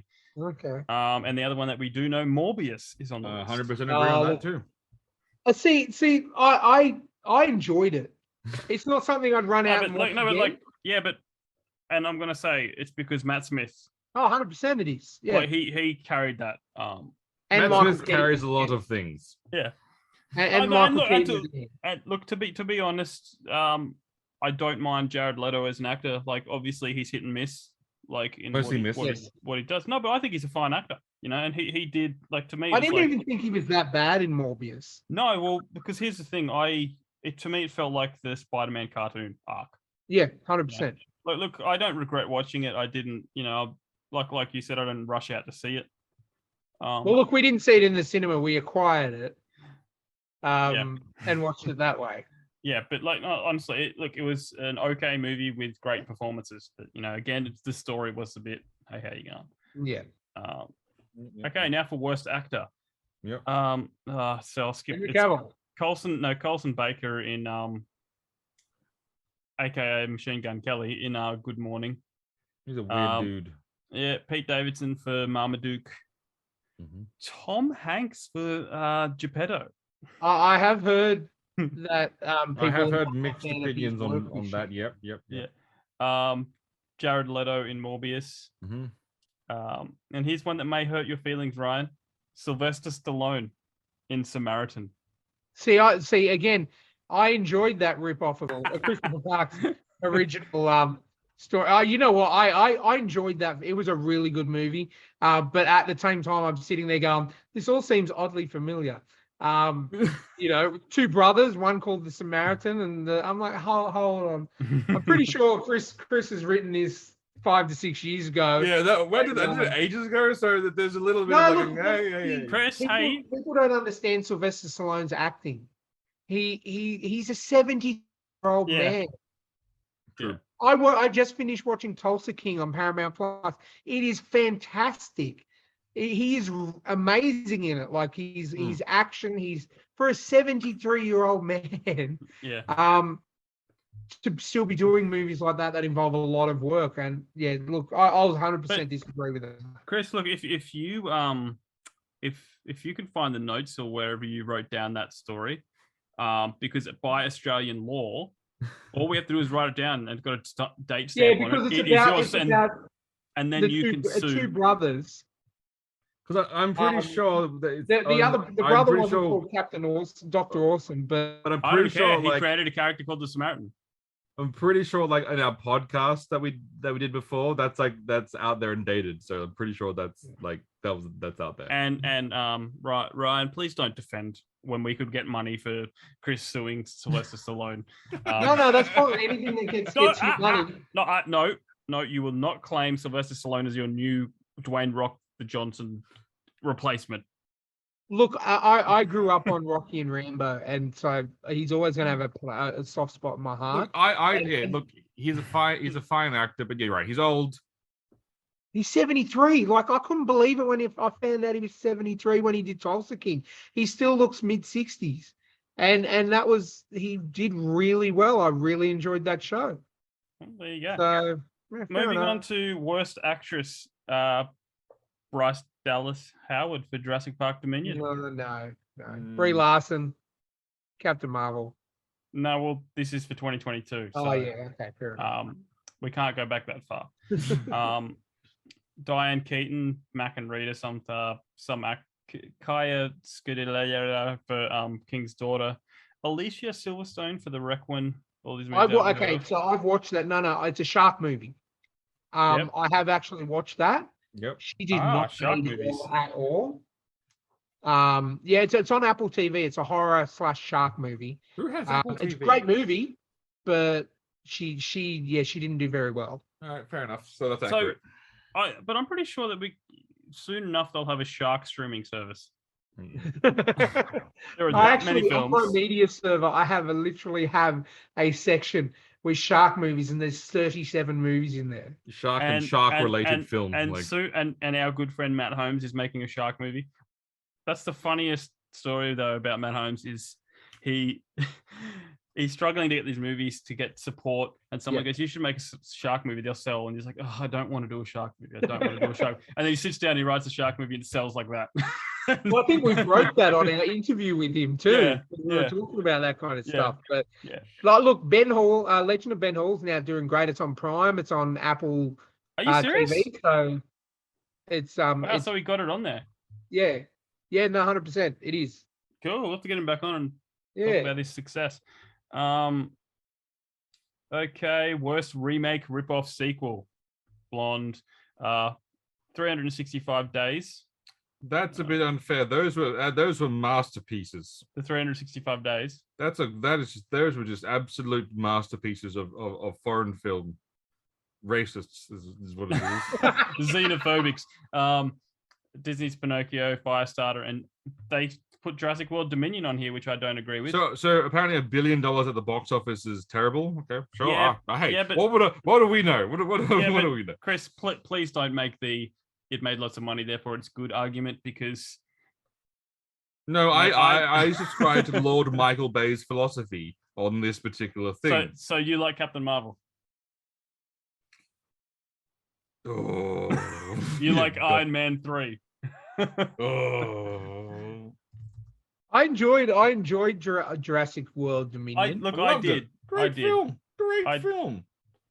Yeah, they finally did something out of the ordinary, and they're Yeah. like, it sucks. And I will agree on it. I did hear you mention Firestarter, the Stephen King remake. I will agree wholeheartedly with that. It was complete and utter rubbish. Terrible. All right, look, I'm going to skip over a few. There's like a supporting actor, Tom Hanks, worst supporting actor, Tom Hanks. Yeah, he got bagged out for Elvis too. They didn't like him in Elvis. Yeah, look, I thought he was all right. Like it's Tom Hanks, but then I saw an interesting article the other day saying like these two nominations for the Razzies proves how significant Tom Hanks's career has been. Oh, definitely. To go that long in your career before someone goes, "You suck," you know, like nothing before. I think we can all agree Tom Hanks's best musical movie is That Thing You Do. 100%. That was his directorial debut. Yeah, that's a film I could watch at least once a year. Yeah. Now, Chris, here is a wonderful segment that I think, nomination category that I think you'd like. Worst screen couple. Now, if this was like to 2021, we know who that would be. It would be Amber Heard. Jason Momoa and Amber Heard. Oh my god, like, would be on that. what chemistry they had. Yeah. Look, Tom Hanks and his latex-laden face, and ludicrous wow. So they did not like the Elvis movie. Sure, they really are like hammering into that Elvis film. Yeah. Wow. No, look, there's a lot of these films I don't recognize. You know, worst director. It's the same movies. They didn't like Morbius. They didn't like Pinocchio. They didn't like Blonde. Worst screenplay, and there's all the same movies. But that's just interesting. They're really. I think it's safe to say we're not getting a Morbius sequel. No, even though it would have been cool with the end credits. Sony's in a weird spot with that, aren't they? With their Spider-Man, Spider-Man. Peter Spider-Man. Peter Spider-Man and Attorney at Law. God, Pete Spider-Man. Attorney at Law. Yeah. Look, I think because we've got the Craven movie coming out this year. That's gonna suck so bad. So, like, maybe with that, if that is not good, unless it's a complete 180 for what it's advertised, it's not going to be good. Right, it's not going to be good because they've already said that it's more Dr. Dolittle than Craven. Then get fucked. He doesn't hunt the animals. He loves the animals. Then go suck a giant bag of dicks. That came from the actor that played Craven. Look, I think it's going to be. I think it's a wait and see, because if that's all, that's not a wait and see. That's not a wait and see. Yeah, that's a straight. If it's suddenly, I love the animals, not like I've hunted all the animals. I need to find the perfect prey. Yeah. I've mastered everything. I've killed everything. Ooh, dude has spider powers. In the comics, in the last 10 years after Craven's last hunt, he does. He's moved on in prey. He's now hunting humans. But that was the whole thing. Is like he's hunted all the animals, and now he needs something that's challenging. So he's now hunting the metahumans. Yeah. That makes sense to me, but he still has to have hunted the animals to get to that point to see I fought everything dangerous on the planet. 100%. Now need to fight these people with amazing powers. I think in the ridiculous time that we live in at the moment with cancel culture and everything, we were never going to get that. No, we could get it because it would make so much money. It would piss off the tiny little proportion of people out there that are and he's the villain. Yes. Why are we trying to make the villain like? He's the bad guy, so having him being a big game hunter, doesn't that just make him that makes him the bad guy? Which is you're meant to then not like the bad guy, right? I never said cancel culture made sense. I honestly think this is a movie that if it wasn't made 15 years ago, it shouldn't be made. Yeah. No, I agree. I agree. I think they've missed the the window on Craven. Yeah, and I heard he's going to be in the new Spider-Man game too. So No, because they'll do that Yeah, right. but the game will be better because the game will get it right. Because he'll be hunting Spider-Man like he should. Yeah. Yeah. And that's the theme across the comics. Spider-Man is his ultimate prey. Yeah, because it's a spider, but it's a man. So So the game, Pete Spider-Man Pete is Cravenman's ultimate prey. Yeah. And plus, the game. I've got faith. They're like Insomniac and Sony. Like 100%. they'll get it right. I really hope you can play as Venom because it's this really old Spider-Man game. Spider-Man. The Venom one? That's Maximum Carnage. amazing. No, it's called Venom. Ultimate Spider-Man. Oh yeah, that was on 64. Came out Venom, on. yeah. I love playing as Venom. Like, you played as Spider-Man and you played as Venom. And it was so cool because you had different styles and it was so good. I think there was a few of those Ultimate games. But I don't think you're going to get to play as Venom because of obviously the revelations in the end credit scene of the first game. Yeah. Well, I know you can switch between. You'll switch between Miles Morales and Spider-Man. That's what it will be, and I'm okay with that. But are they going to bring in Gwenman? I mean, I'd like to see them bring in Gwenman as well. I don't think they're going to crowd this game with everyone all at once. I know you like to have everything all at once, Chris. I just think I like Gwenman. I think Gwenman's a great addition to Spider-Man. Spider-Gwen. Gwenman, yeah, Gwenman. Spider-Gwen. Gwenman, yeah. Gwenman. That doesn't work. I'm sorry, as much as you're trying to force that don't work. Spider-Gwenman. Like, what's wrong with that? Like, wouldn't it be Spider-Gwenstein? Oh, I like that one. Welcome to the correct. Welcome to the Spider-Man.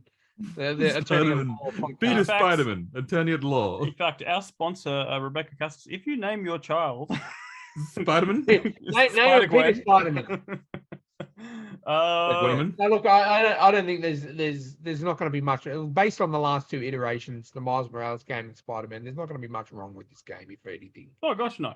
No, they know what they're doing. They know how to make money, and unless any video game that can make, I've finished it 3 times. Spider-Man.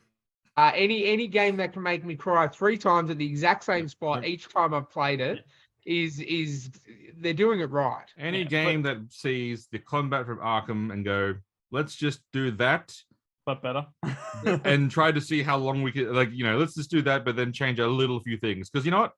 That combat is still one of the best. Like, that's one of the best fighting. That's one of my favorite games in terms of just overall just fighting.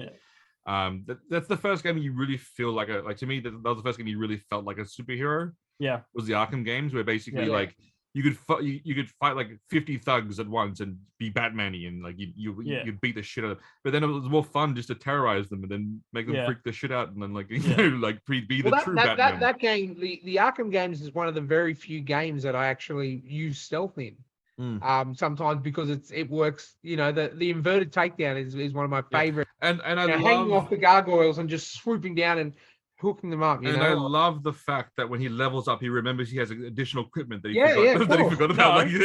No. Oh wait, I've got this thing. Whoops. No, I figured it out. Alfred has the lock. He's like, if you do this for me, Alfred is essentially the Witcher side quest master. And he says, Brucey, you will only get this if you level up. And if it was Andy Serkis, Alfred, it would make perfect sense. It would.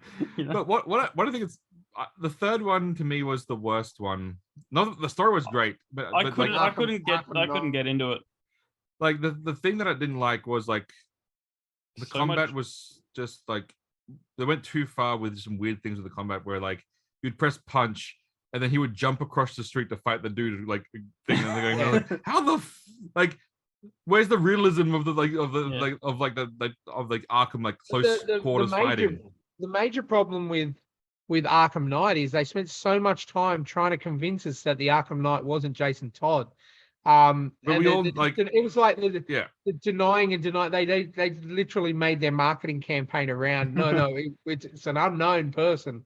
When from Jason the very Todd, first moment you met him, it was clear that it was Jason Todd. But They should have just gone. They should have just called it Red. They should have just called him Red Hood and just like forget all that. Yeah, like, and just, that, like, I would have been okay with that because nothing wrong with going, Arkham's like Batman Arkham 3 Red Hood. Like, come on. I reckon they would have sold more day one copies. Oh yes, because it's if like it was, or if they'd called it like Under the Red Hood or Under the Red something Hood. like that, Yep. they would have sold more day one copies. 100% agree. Good old Red Hoodman. But we're also getting apparently Wolverine's out this year. Yeah, Wolverine this year. Logan, the game. Is it okay? Because all I've seen is that 10-second teaser. No, because it's the same studio that's doing. They made Insomniac. Spider-Man.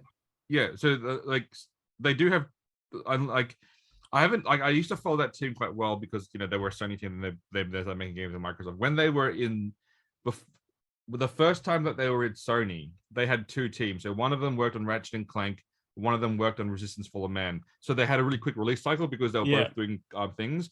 Then they went to work with Microsoft and they probably got screwed up and destroyed. Now they're back at Sony. Did they? Hopefully they split and went with two teams again. So then maybe Jenny, you're right. No, but like I'm pretty sure they said it's going to be released at the end of the year.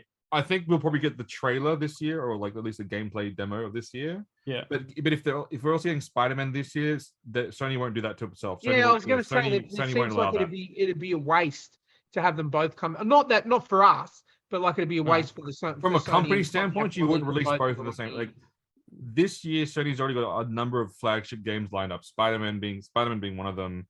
But then they've also got Final Fantasy 16 dropping like mid-year. And that's like Sony's not gonna compete with anything mid-year against Final Fantasy. Understand Final Fantasy 16 is going to take up at least 3 to 6 months of our lives. Oh, so, I'm like it's going to be again. It's got the guy, the Devil May Cry fight director is doing the fighting stuff. I'm going. Yes, I could like you watch them as he juggles dudes in this air. I'm like going, yes, this is everything I wanted in it. This is everything I want. So yeah, I think look, we've got a solid year of games coming out this year. If we get a good Spider-Man 2 and Final Fantasy 16 turns out to be everything that we want it to be, I have full faith it will. I'm okay to wait to 2024 for Wolverine. Yep, I can wait early 2024 or I mean, look, I can't even bring myself to pull the trigger on Midnight Suns now for what I'm hearing. Yeah, it's bad. I almost did.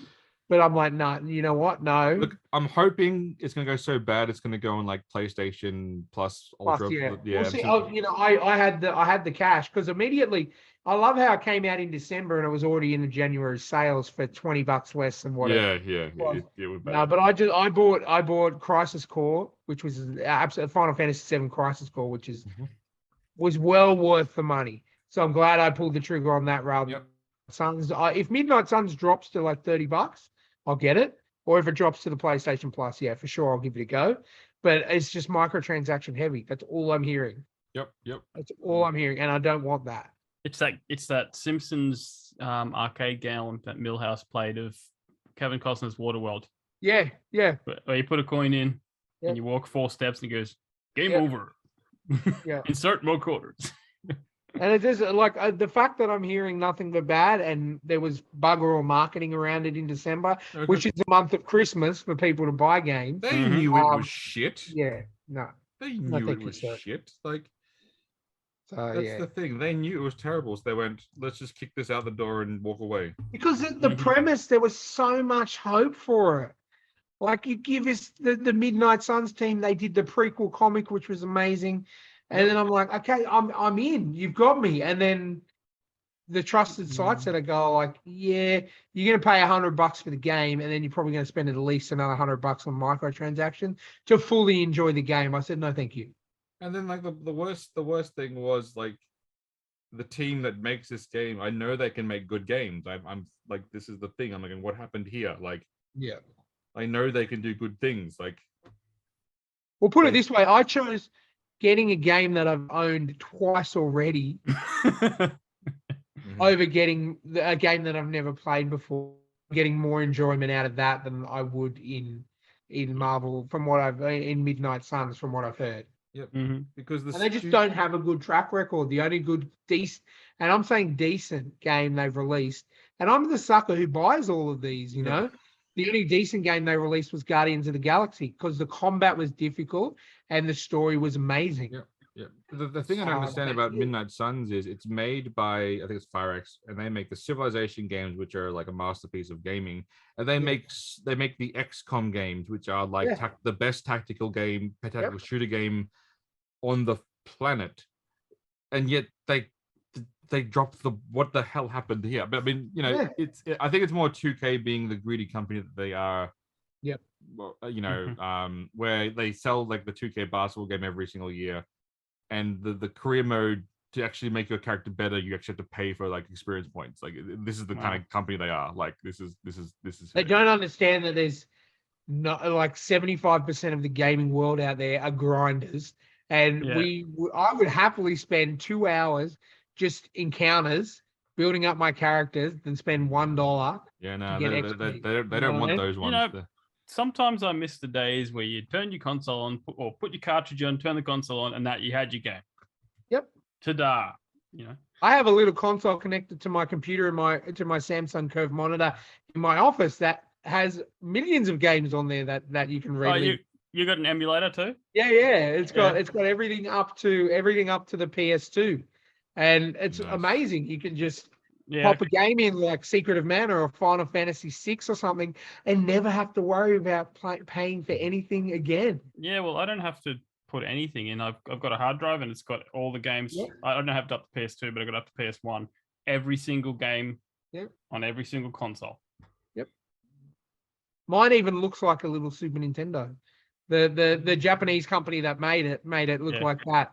Oh, I got that, but it's only with the wireless controllers and everything. Yeah. So I've got that one. I've got like a little Nintendo one, but it's only got like 1,000 games on there. But I've got one that's just a hard drive.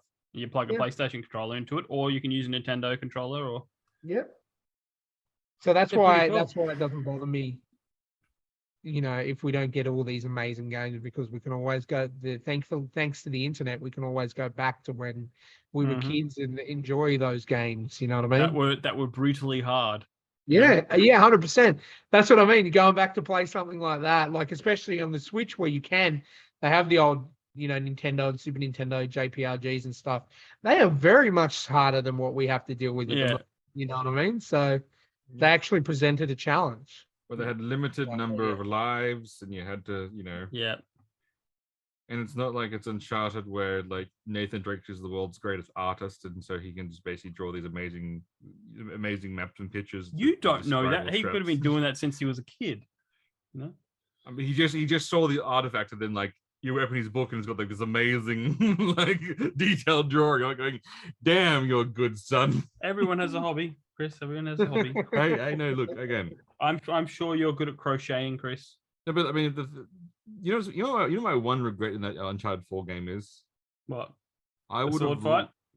Well, no, yes, the fact that they changed the sword fight scene to be just because I wanted it to be a surprise instead of having that be an awesome payoff. But that's a separate other problem. Is I would love in the opening part of Uncharted 4 where his brother comes ask him, there should have been an option for no. And then the game should have then just been like 6 hours of like Nathan Drake and his wife just doing like normal shit, like going to work, play like shopping, and like just basically just like just like the most bored, like just the normal like going on like a weird like couple's friends date with some other neighbors and sitting awkwardly across a table trying to make like conversation. I would dig. So that you mean shit. well, I think it was like the first Matrix game, and you go through the office and Morpheus sits down and he's like, you take the red pill or the blue pill, and if you take the wrong pill, then it goes game over.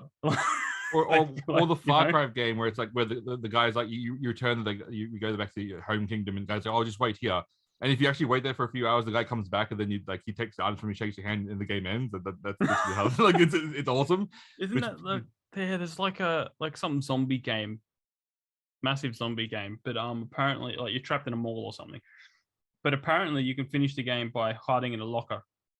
And it just time plays out. Oh yeah. See, again, maybe if they do another Uncharted game, you'd want to see that. Nah, they said they're not doing it. They're done with it. Imagine that Uncharted 5, Drake's mortgage, and then it's basically. Drake said Nathan Drake was giving up, and then he bought a house in New York City. But like. in 2022. Da, da, da, He can't afford the mortgage da, payment, da, so da, da. Well, he couldn't afford to live in New York. But Chris, would you play this game like it's like it's almost you have this tension like something's about to happen, but then it doesn't. Like someone walks down the street looking at you funny, and you're like, oh, something's gonna nah.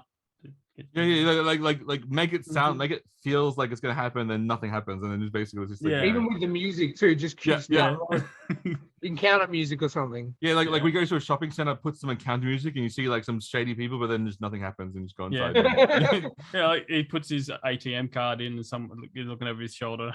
Yeah, then she gives him a list. And you have to go around the shopping center and like find the exact items and the exact prices. And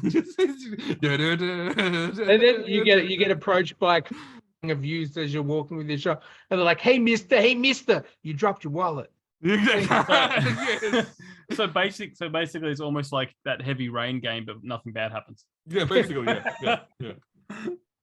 Tucky. Look again. I know that there'll be many people that will think this. Why, like, there'll be many people saying why they've made this game. They're going, shut up.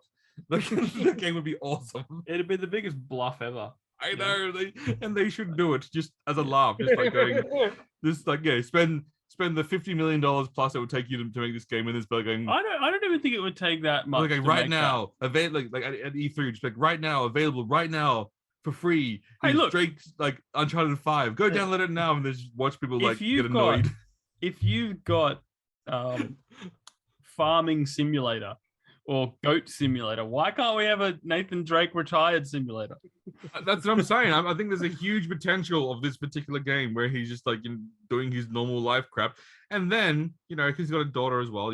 Like she could come home and he could check her homework, and then basically go through her, talk about career prospects, and then like looking through like, and then the bet like the height of the goal of the game is to get her into like Harvard or Dartmouth or something school. Then if you go to you go to campus tours, and then you have to like keep a track on her but you don't want her to become like a nerd, so you make sure she has friends, and so you have to make sure that you're still a cool dad, like just to annoy people even more. You have her go off and be the new Nathan Drake adventurer, but you don't get to play any of that. Oh no, you can see it come like she just comes back with this random item, and then starts explaining like this whole amazing adventure that she's been on. But she won't show it to you. What happens is she goes off to become an adventurer. You're stuck at home. She'll just send you videos of what she's doing, and you have to sort of sit there and watch it, and then just sigh at the end of it, and just no. She'll call you, and you can clearly hear gunfights or like some sort of like rolling boulder or some mechanism. She's asking questions really quickly about like oh, you remember Aristotle and like in that puzzle thing? That's giving people what they want. You want to annoy them. You call her to check in. Oh yeah, and you hear gunfights, and then she's like, "Can't talk right now." He's like, "Do you need any help? Do you need any puzzle solving?" "No, I got it, Dad." Yeah.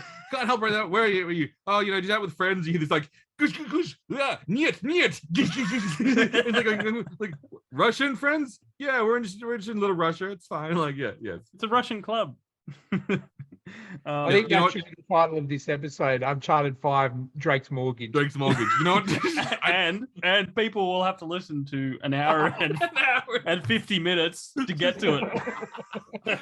Again, I would play this game, and I think it's important that this game comes out to teach like kids about mortgages. I think it's good educational. No, you're not allowed to play it, Chris. Conflict of interest. And most people actually learnt all about the stock exchange from Grand Theft Auto 5. There you go. Yeah, there you That's, go. And not in school. So, 100%, I believe. Yeah. All right. Uncharted 5, Drake's Mortgage. Let's get. Well, it's been a long episode. Jamie, where can they reach you if they want to continue on and hear amazing things about things?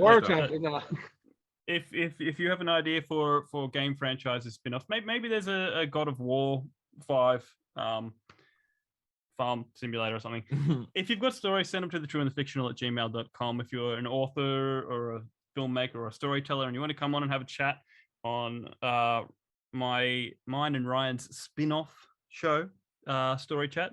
It's the Stargate Atlantis to the main show. Yes, it is. It's a little more. That means 5 good seasons of interviews, and then we just start going downhill with the budget cuts. Yep. or then we'll start bringing Chris over because his contract has run My out. contract expires for the main show. We'll and then I get bring brought over to Chris over from the main show, and he has to do different voices to pretend to be different authors. Yeah. So there you go. Yeah. But yeah, send us an email to thetrueandthefictional@gmail.com. Reach out on Instagram, stories_podcast. They're the main places that you can contact us. And don't forget to check out Rebecca Cassells and the Rising Dawn series on Amazon. And we congratulate her on her new baby that's coming. Is that like you've been saying that a lot this Will episode? it be a boy? Will it be a girl? Is that Will it be information a she wants child? out there? Well, she posted it on Facebook and said, Yeah. Okay, cool. No, I just didn't want you to be all of a sudden going like, well, here's the thing, because she messaged me about Cat Graham and Henry Cavill fan fiction stories and all that, and she said I may have time in August, and I'll have some free time or whatever. And I said cool. And then like a week or two later, she goes all over Facebook, I'm pregnant. It's due in August. And I'm like, aha. But obviously, I think the Commander's Will is the one that that you should work with her on. The amazing sci-fi story featuring Henry Cavill and by me work on means someone else work on. No, I mean Jamie. Not Jamie. Night Jamie. Yeah, Night Jamie will work on this amazing story. Cool. Yeah. You know what I think I will do? I think I may reach out and say, is it okay if we talk about your baby in the podcast? And then I'll edit it. And then edit it accordingly. Accordingly. All right, Chris, bring us home. Bring us home. Like that scene. That's the final scene of Lord of the Rings. Give us a trailer for Drake's Mortgage. Yeah. In a world. Yeah.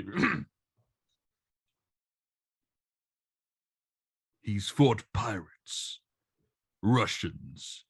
He's gone to hell and back to find the truth, to find out what love is. But now he must face the most difficult opponent of all, the IRS.